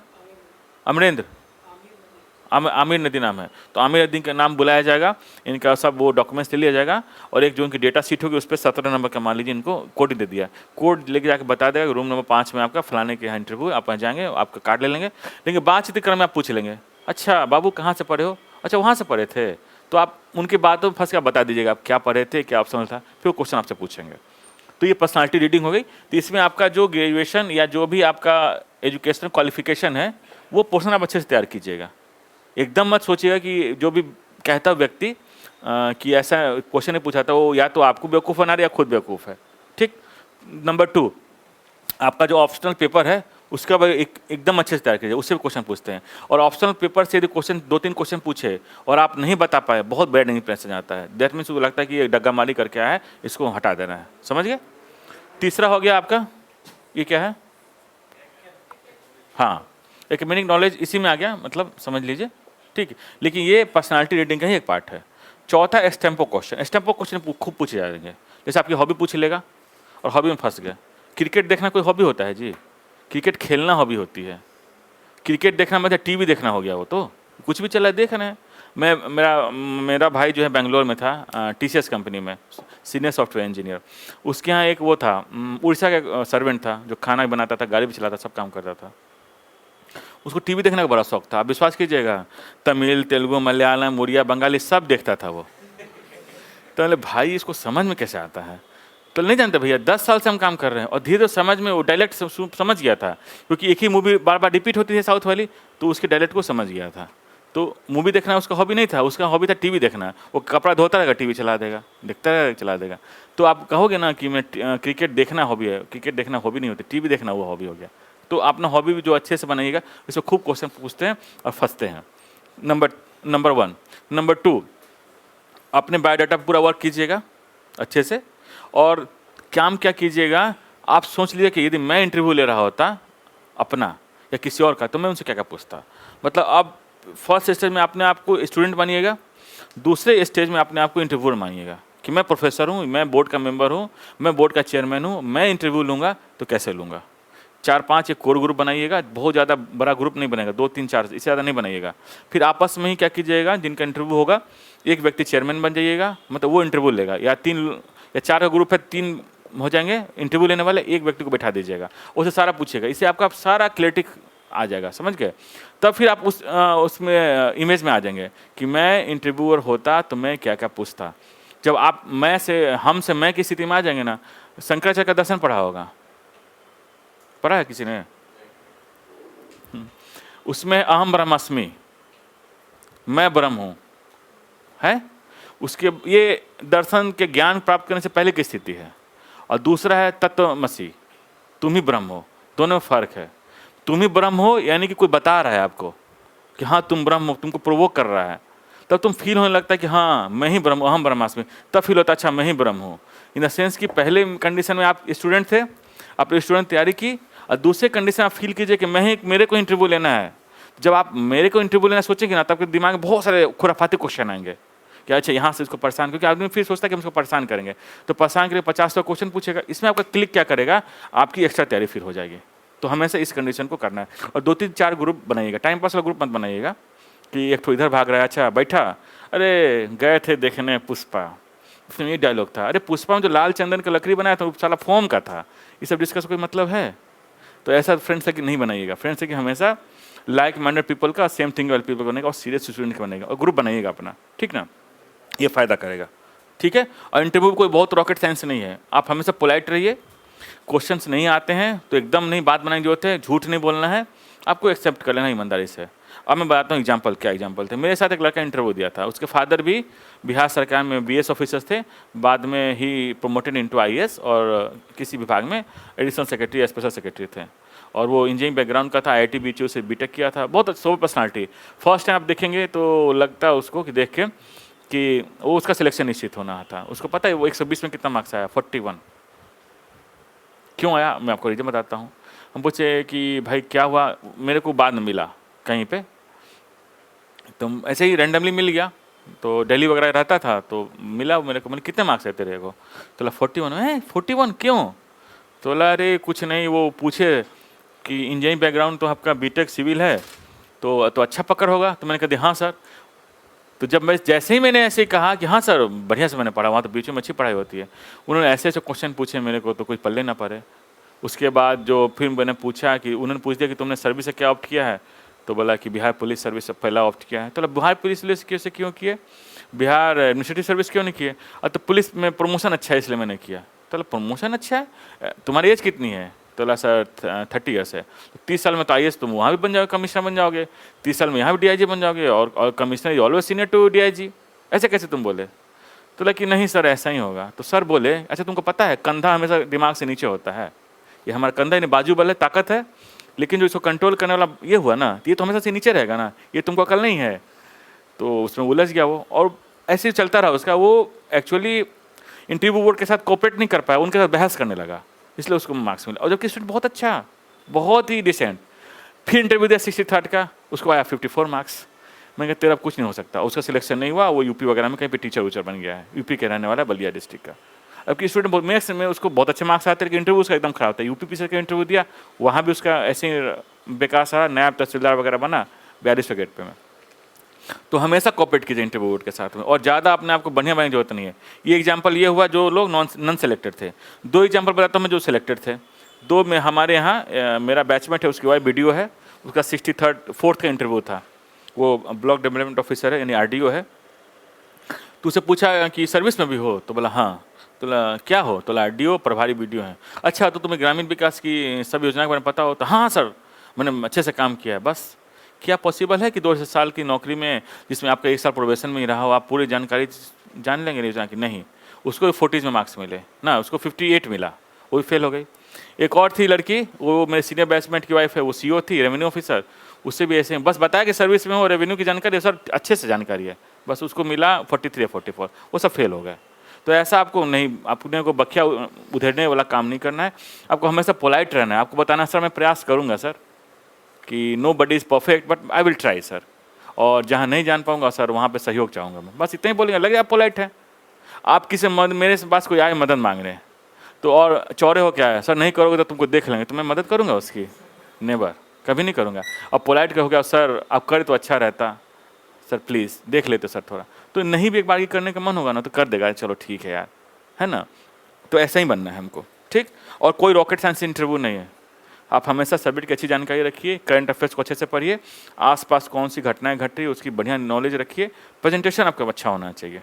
और नहीं आना खराब बात नहीं है, सवाल का गलत उत्तर आना और गलत बताना और फिर बहस करना वो गलत है, वो आपका सब चौपट कर देगा। आप बहुत देखने में अच्छे हैं, आप बहुत अच्छी डायलॉग डिलीवरी कर रहे हैं, उससे कोई मतलब, उनको कोई लेना देना नहीं है। उनके सामने या तो लाल शर्ट वाले को सिलेक्ट करें या पिंक वाले को, कोई मतलब नहीं है, उनको तो सिलेक्ट करना है। अब थोड़ा सा आपका व्यवहार गड़बड़ आपको बाहर कर देंगे। और 40 खूब नंबर आते हैं, जिनको फेल करना तो सबको 40 नंबर दिया जाता है, आप देख लीजिएगा फुटेज में। और जिनको सिलेक्ट करना है उसको 80+ नंबर देंगे। तो 40 और 80 में बहुत फर्क होता है दोस्त। यहाँ एक नंबर पे कितने लोग हैं, 50 लोग हैं, 100 लोग हैं, तो इसे ध्यान रखना। एक भी नंबर लूज तो बहुत अच्छा किए हैं तो आप सर्विस से किसी न किसी सर्विस से फंसेंगे, और अच्छा नहीं किए तो आप रिजल्ट से आउट हैं, ठीक है। अब चले सर्विस की तरफ, कौन कौन सा है। अभी कुछ पहले कम सर्विसेज थी, 14-15 सर्विसेज थी, लेकिन बिहार एसएससी चूँकि एग्जाम नहीं ले रहा है तो उससे कुछ सर्विसेज, नॉन गजटेड सर्विसेज को भी बीपीएससी ने अपने अंदर इंक्लूड कर लिया है। तो ऑलमोस्ट 20 सर्विसेज हो गई हैं। पहला है बिहार प्रशासनिक सेवा, दूसरा है बिहार पुलिस सेवा, तीसरा है बिहार वित्त सेवा, चौथा है बिहार शिक्षा सेवा। इन 3 सेवाओं को प्रीमियर सर्विस में रखा गया बिहार में। प्रीमियर मतलब होता है, हालांकि इसका भी लेवल 9 5400 गेट पे, फिर भी इसको प्रीमियम में रखा गया क्योंकि ये थोड़े से अपर हैंड रखते हैं, ठीक है। उसके बाद फिर है, मैं देख के कर देता हूँ, बिहार कारा सेवा। कारा सेवा से जेल सुप्रिटेंडेंट बनते हैं।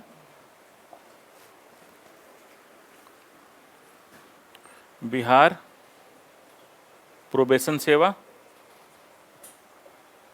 बिहार सहकारिता सेवा, अवर निबंधक,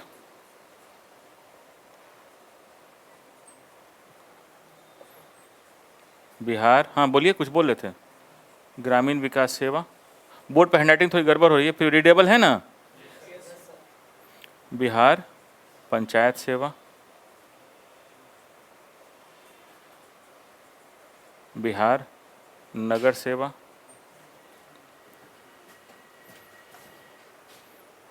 बिहार राजस्व सेवा,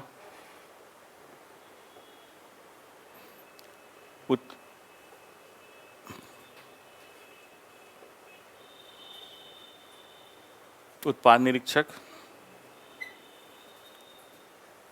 ईख पदाधिकारी। देखिए मोरलेस 21 तरह की सर्विसेज हैं। देखिए, एक नंबर बिहार प्रशासनिक सेवा है, दूसरी नंबर बिहार पुलिस सेवा है। इसमें जो पोस्टिंग होती है 2 तरीके से होती है, सीनियर डिप्टी कलेक्टर, ठीक है, और इक्विवेलेंट और एसडीएम। जब जिले में होते हैं, जो शाखा का काम मतलब अलग अलग ब्रांचेस काम देखते हैं, तब उसको सीनियर डिप्टी कलेक्टर कहा जाता है। तब आप डीएम के सीधे अधीन होते हैं, ठीक। डीएम का अधीन तो सभी होते हैं, लेकिन हम डीएम के डायरेक्ट कंट्रोल में होते हैं। जब अनुमंडल में अनुरूप पदाधिकारी होते हैं तब उसको एसडीएम बोला जाता है, ठीक है। और इसके अलावा सीनियर डिप्टी कलेक्टर और भी बहुत सारा काम करता है, जैसे ये काम करता है डीसीएलआर का काम करता है, ठीक है। ये काम करता है डिस्ट्रिक्ट सप्लाई ऑफिसर का भी काम करता है, ये काम करता है डीटीओ का भी काम करता है, ये काम करता है जिला पंचायती पदाधिकारी का भी काम करता है, ये काम करता है डिस्ट्रिक्ट पब्लिक रिलेशन ऑफिसर का भी काम करता है, ये डायरेक्टर डीआरडीए का भी काम करता है, ये जिला परिषद के सीईओ का भी काम करता है। उसके अलावा ये नजारत उप समाहर्ता का भी काम करता है, ये खाद्य स्टेट फूड कॉरपोरेशन के डिस्ट्रिक्ट मैनेजर का भी काम करता है, ये डीएलएओ जिला लैंड एक्विजिशन ऑफिसर इसका भी काम करता है। तो सीनियर डिप्टी कलेक्टर मूल पद का वो नाम हो गया, लेकिन अलग अलग शाखा का ही काम देखते रहता है। जब एसडीएम के रूप में यदि इससे अलग इतर शासन जो है उसको नोटिफाई करता है एसडीएम के रूप में, तो पार्टिकुलर अनुमंडल में अनुप्रस्थ अधिकारी का काम देखता है। प्रमोशन स्केल में आपका उसका बता देता हूँ कहाँ कैसे होता है। एसडीसी, एसडीएम, ठीक है, लेवल 9 का हो गया। पहले प्रमोशन बिहार सरकार में बहुत गंदा था। क्यों होता था? क्योंकि पहले जो डिप्टी कलेक्टर होते थे वो ब्लॉक में बीडीओ और सीओ के रूप में होते थे। वो वहाँ पे इतनी सारी न जानते हुए भी इतने काम में गलतियाँ होती थी, उन पर जांच वो चलता रहता, प्रमोशन बहुत ज़्यादा गड़बड़ होता था। लेकिन अब वो सब चीज़ें हैं नहीं, क्योंकि ब्लॉक और सर्किल से उनको हटाया गया, तो प्रमोशन हो गया है बिल्कुल रेगुलाइज। अमूमन 5 साल के बाद बनते हैं डिप्टी सेक्रेटरी लेवल 11 में। लेवल 10 बिहार में नहीं है। फर्स्ट प्रमोशन हो गया। दूसरा प्रमोशन फिर एडीएम डीडीसी को बैलेंट हो गया, ठीक है, ये लेवल 12 हो गया। फिर होता है ज्वाइंट सेक्रेटरी। ज्वाइंट सेक्रेटरी हो गया लेवल 13। ये इक्विवेलेंट टू आईएएस है। कलेक्टर भले ही नहीं बनाया जाएगा, लेकिन विभाग में जो पद आईएएस को मिलता है वो ज्वाइंट सेक्रेटरी लेवल का ऑफिसर होता है। मतलब यहाँ पे आप आके आईएएस के लेवल के इक्विवेलेंट हो गए। कलेक्टर भले ही नहीं बनाया जाए, लेकिन विभाग में आपको जो भी पद आईएएस को दिया जाता है उनको दिया जाएगा। फोर्थ प्रमोशन है एडिशनल सेक्रेटरी का। ये लेवल 14 है। और फिर प्रमोशन है स्पेशल सेक्रेटरी का। Special secretary equivalent to commissioner या equivalent to IG of police, ठीक है। DIG of police additional secretary तक हुआ, ठीक है। और ये जो स्पेशल सेक्रेटरी ये आपका इक्विवेलेंट टू आईजी हो गया। ये लेवल 15 है, ये एपेक्स है। जितना ज़्यादा प्रमोशन किसी सर्विस में नहीं है, पुलिस सर्विस में कभी नहीं है। पुलिस सर्विस में 2 ही पद है प्रमोशन के, डीएसपी और एडिशनल एसपी, ठीक है। यदि कोई व्यक्ति जिनका आईपीएस बिहार पुलिस में भर्ती हुआ, इनका आईपीएस से प्रमोशन नहीं हुआ और चार्जेस चलते हैं, वो एडिशनल एसपी में ही रिटायर कर जाएगा। मतलब उसको इस तरह प्रमोशन नहीं मिलेगा। स्केल मिलता रहेगा, एमएससीपी वगैरह है, ठीक, लेकिन इतना हायरार्की वहाँ पे नहीं बना हुआ है।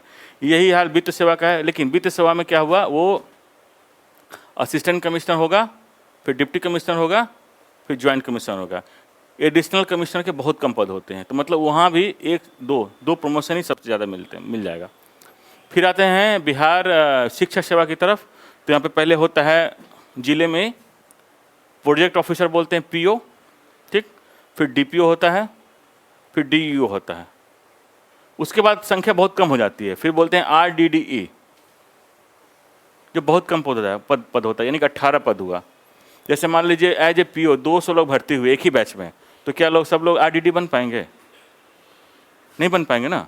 नहीं, 18 9 ही पद है ना, 9 ही पद है ये।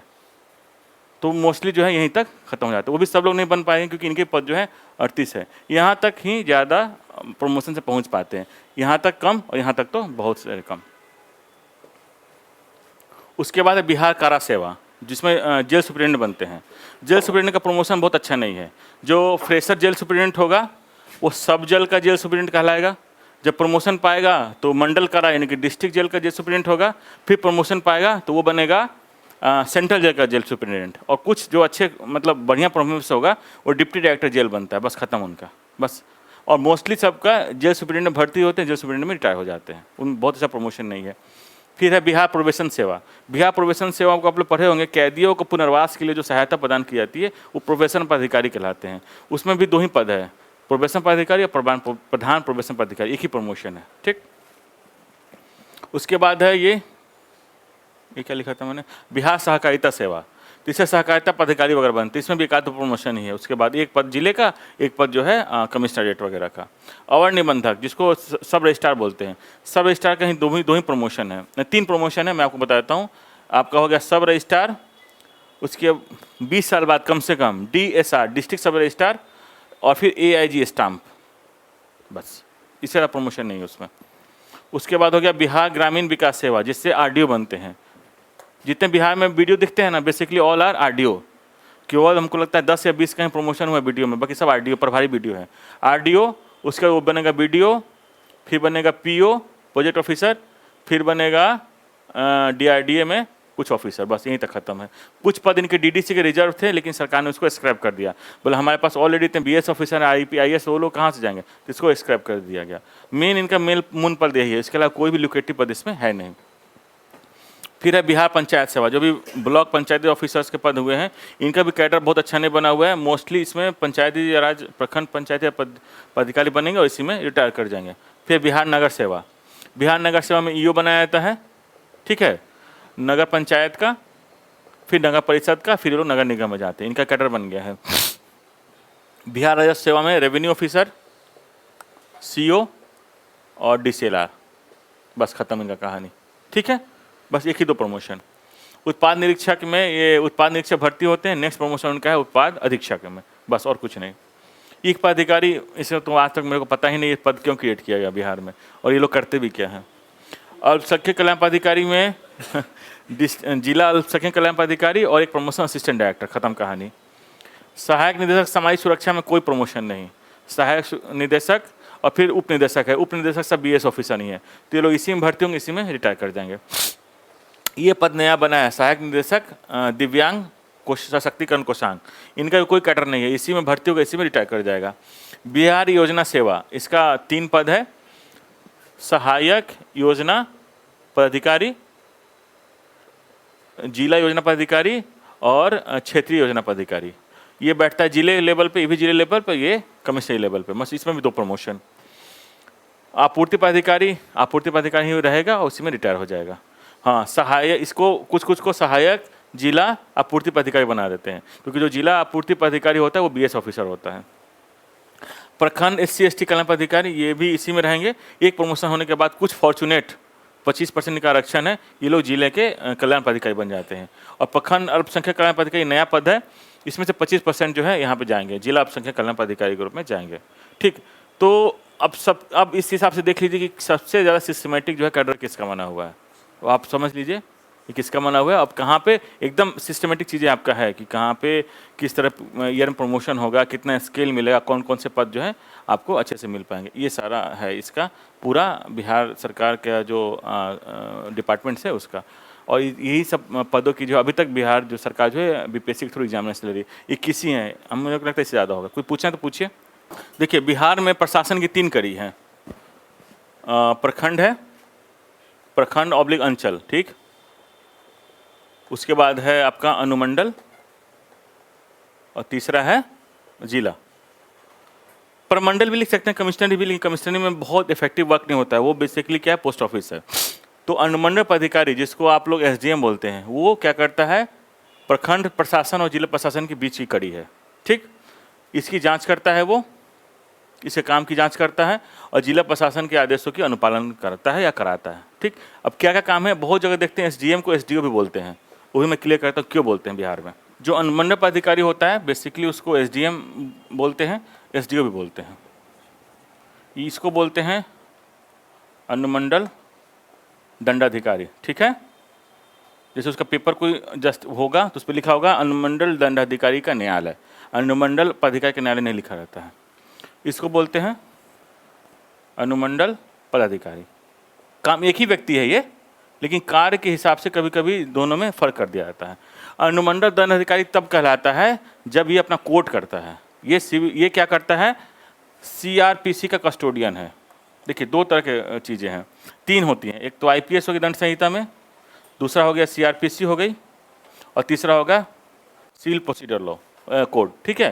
तो ये CRPC कस्टोडियन होता है। कैसे, बहुत छोटे एग्जाम्पल बताता हूँ। जैसे मान लीजिए कोई ज़मीनी विवाद है 2 व्यक्तियों के बीच में और वहाँ पे बलवा होने की आशंका है और हो सकता है कि मारपीट कर ले, मर्डर वर्डर हो जाए, तो इसके लिए प्रिवेंटिव कॉजेज़ को अपनाने के लिए वो धारा 107 लगाता है, CRPC 107। ये अपने कोर्ट से आदेश पारित करता है कि चूंकि बलवा होने की आशंका है तो अगले 60 दिनों तक चूंकि शांति व्यवस्था कायम रखना है मुझे, तो मैं धारा 107 कार्यपालक